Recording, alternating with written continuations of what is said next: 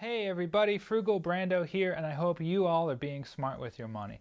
Now, this is a video topic that I have had plenty of requests on, so let me know in the comments down below what other investing type of videos you'd like to see. Definitely now that I'm a few videos in on YouTube, I figured I might as well make a starter how-to video about investing. When you got hired, your company probably offered you some type of benefits package in addition to the hourly rate that you were being paid or your salary. This package might have included insurance, paid time off, or PTO for short, but it probably also allowed you to invest in a 401k, 403b, pension, TSP, all those big random letters, and we're going to talk about those now. The 401k is a great tool since it allows you to put in a certain percentage of your paycheck into a retirement account, and you can basically then set it and forget it if you want to be a passive investor. If your employer offers you a match, I would highly recommend you take this because this is them offering you free money. If they're matching you 50% up to a certain percentage, or if they're matching 100% up to a certain percentage, this match is them giving you free money, so it's definitely good to take advantage of and put money into the 401k up to the match. Sadly though, Betterment did a survey several years back and almost 25% of the respondents aren't sure if they're using their 401k to all that it could be. If you do have a 401k through your work, definitely call up your HR or benefits office to see if there is a match at your company that you might not be taking advantage of. Now, if you work at a school and are a teacher or administrator, or if your employer is tax exempt, say you work at a hospital and are a nurse or doctor, then you are probably eligible for the 403b retirement plan. Now, for anyone working for the federal government, you would have the ability to invest in the Thrift Savings Plan, or TSP for short.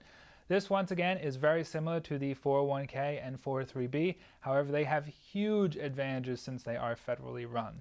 The investment type or the fund could be the same in the 401k, 403b, and TSP, but because your fees are through the federal government and these are going to be ridiculously low, you will actually make out better in the long run with compound interest due to these lower fees. Just a quick note that with all three of these investment accounts we've mentioned so far of 401k, 403b, and TSP, because they are pre-tax, when you do retire and are able to take this money out at 59.5, you will be paying taxes on the money at that point in time. Now, if you take this money out before your age 59.5, you will also be hit with a 10% early withdrawal federal tax penalty thing, which sucks. With that said, if you do want the retirement accounts that you won't have to pay taxes on when you retire and start taking money out, then definitely stay through the end of the video as I'll be talking about those shortly. But now, let's get into pensions.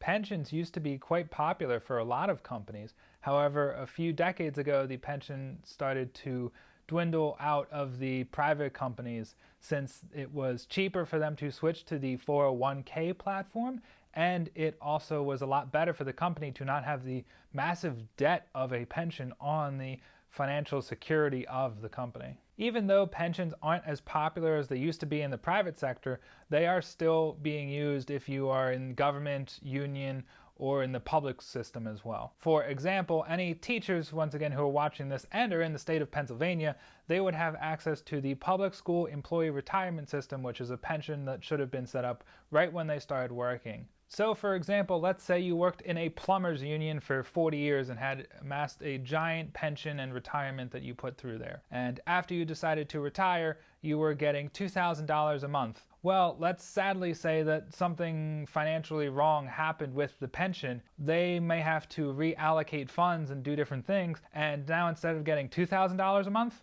you're getting $1,500 a month. I don't know about you, but when I retire, I want all of my money to be consistent every month so that it can pay for all the expenses I'm going to have in retirement. Now, what can sadly be even worse with pensions is the fact that in the last example, we said they just had some financial issues and had to reduce your monthly payout. If that union, if that pension, if that company, if that organization goes kaput, bankrupt, whatever word you want to call it, your $2,000 payments, they don't go down to $1,500 a month. They go down to zero. Now, regardless of whether you have a 401k, 403b, TSP, pension, or no retirement at all, this next account can be opened for anyone in the United States. We are talking now about the individual retirement account, or IRA for short. This might start getting a bit complex since these types of accounts can combine but I'm going to start with the most basic type of IRA, being a traditional IRA, and then we're going to go from there. Like I just mentioned, a traditional IRA can be opened by almost anyone in the United States, since most brokerage accounts do not have a minimum balance to open this, so for $1 you could start your retirement if you don't have it already. A traditional IRA can also be treated similarly to some of the other tax advantage plans such as the 401k, 403b, and TSP. These are going to be pre-tax, so the money that you put in is going to be helpful at the end of the year with taxes. You can put a lot of money into this account, but only a certain percentage of that money that you put in is actually going to be eligible for this sort of tax deduction. Well, if you're still watching this, then I guess you really wanted to know about that account that I mentioned earlier on in the video, or you just want to help me out with the YouTube algorithm by watching this through the entire video, so thank you either way. Now, the type of account that we are going to talk about here is going to be Roth. Now, with a regular 401k or traditional IRA, you are not paying taxes as you put the money in, which is why you get to deduct them at the very end of your tax year. When you do retire, eventually as that money grew over time, you will be paying taxes. What a Roth does is it reverses that process. You pay taxes on the money that you are putting in. However, as it grows and grows and grows and grows over time, when you finally take that money out in your retirement, none of that money is taxable because you paid it up front. You always have to pay taxes to Uncle Sam somewhere. Now, the Roth can apply to two different accounts that I know of, so those are the ones I'm going to talk about.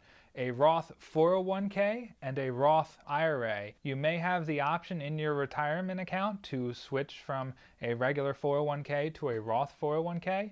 Just remember that if you do this, you would not be getting the tax deduction at the end of the year. When you put $10,000 in, you can't write that off anymore. For the Roth IRA, the maximum contribution limit to this is $6,000 in the calendar year. Say you only contributed $5,000 and it's December of 2021 and you started this year. Well, you may still be able to contribute to the 2021 year in January, February of 2022.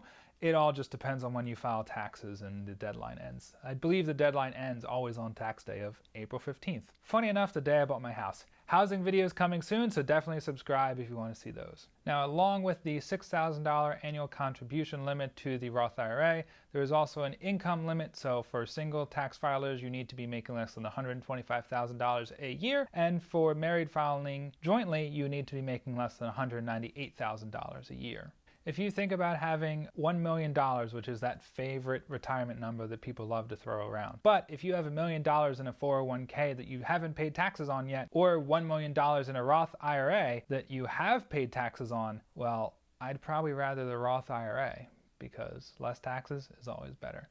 Well, I guess you made it this far, so you just want to know how to trade stocks. I'm just kidding. Well, partially. That'll be in the future. But the last account covering today is going to be a brokerage account. So there are no tax advantages or anything with this account. Back when I started investing in my brokerage account, every trade that I placed had a $4.95 fee, regardless of the amount that the trade was for.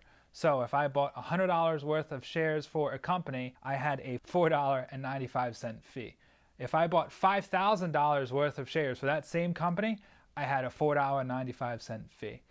Now, all of the investment platforms now, Robinhood, Webull, Fidelity, Schwab, TD, Chase, M1 Finance, there are plenty of investment platforms that offer brokerage accounts now. It might not be best to start picking stocks or doing things like YOLO call options on Tesla, but you could put your money in an S&P 500 index. That is the crowning mention that Warren Buffett has said in the past several years. The index is a very good way to invest for the long run.